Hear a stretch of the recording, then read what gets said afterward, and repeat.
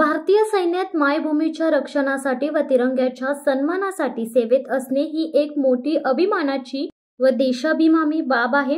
रायगडच्या ऐतिहासिक आणि क्रांतिकारी भूमीतून अनेक तरुण मोठ्या प्रेरक व देशप्राप्ती असलेल्या प्रेमापोटी देशसेवेच्या कार्यात स्वतःला झोकून देतात। पाली येथील साजिद लुकमान शेख यांनी देखील देशासाठी सर्वस्व योगदान दिले।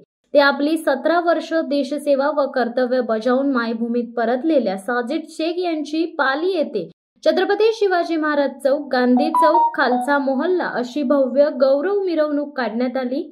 या सेवापूर्ती गौरव सोहळ्यास पाली, सुधागड व रायगडातील आजी माजी सैनिक, देशप्रेमी नागरिक, कुटुंबीय मोठ्या संख्येने उपस्थित होते। यावेळी साजिद शेख यांनी सेवेत असतानाचे थरारक अनुभव कथन केले, तर सैन्यात असताना सीमेवर मायभूमीची निस्सीम सेवा केली आहेच, पण आता सेवानिवृत्तीनंतर देखील सामाजिक व सेवाभावी कार्यातून मायभूमीची सेवा करीतच राहणार असल्याचे साजिद शेख यांनी सांगितले।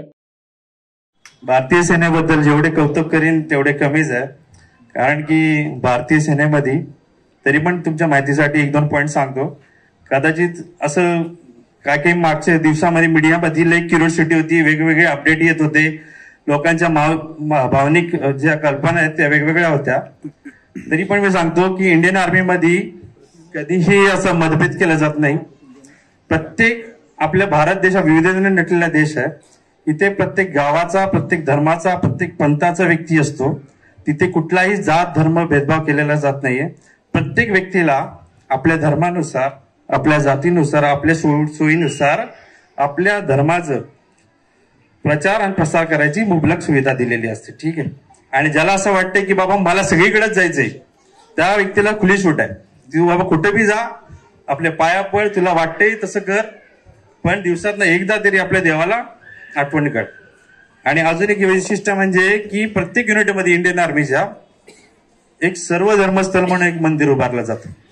इथे सर्व जाती धर्मांच्या लोकांचं काय केलं जातं, सन्मान केला जातं।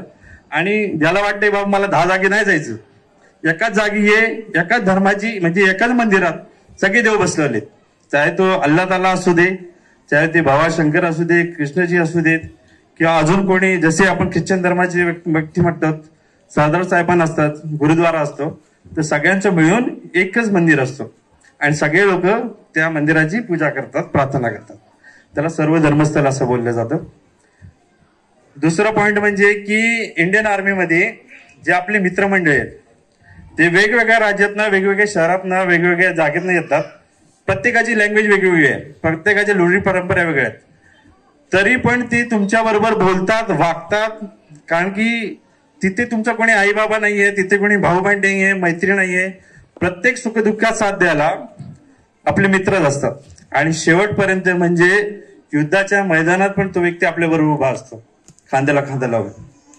आता याच्यापेक्षा जास्त मी इंडियन आर्मीवर सांगू शकत नाही, भरपूर गोष्टी कॉम्पिटिशन असतात, त्यामुळे मी तेवढंच सांगेन। जाता जाता 1-2 शब्द हे पण सांगेन, देवाकडून देवाकडे जाताना मध्ये देश लागतं आणि या देशाचे आपण देणे लागतो। प्रत्येक व्यक्तीने, मी आज वर्दी प्रदान केली याचा अर्थ मीच देशभक्ती करणं असं नसतं। प्रत्येक व्यक्ती आपापल्या जागेवर आपापल्या परीने देशभक्ती करत असतो। मी तर म्हणतो जी सकाळी घंटा गाडी येते तो व्यक्ती पण देशभक्त आहे, आणि एक व्यक्ती जो आहे की जो मॅन्युफॅक्चरिंग कंपनी चालवते तो पण देशभक्त आहे। फक्त प्रत्येकाच्या कल्पना वेगवेगळ्या आहेत। तरी आज मी या मंचावर सांगतो की आतापर्यंतचा प्रवास मी 17 वर्षाचा भारतीय देश आपल्या देशासाठी दिलाय। पुढचं मी आयुष्य माझ्या कुटुंबाचं आयुष्य या समाजकार्यासाठी, गावाच्या चांगल्या भविष्यासाठी देईन। आणि अजून एक सांगतो की मागच्या 17 वर्षात मी गैरहजर असताना माझ्या कुटुंबाला साथ दिलेल्या प्रत्येक गावकऱ्याची, समाज बांधवांची, मित्रपरिवाराची मी पुन्हा एकदा आभार मानतो।